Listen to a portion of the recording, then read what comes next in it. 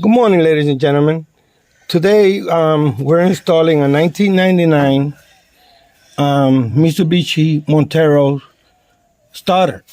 It had a problem with the solenoid, but a lot of people say that it's very complicated to take in and out, that you have to take so many pieces out.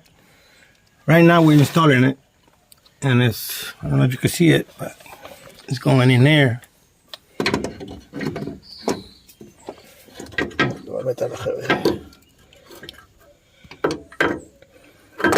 It's quite simple.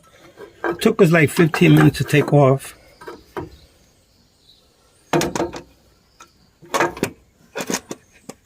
Just gotta find the proper way to put it in. And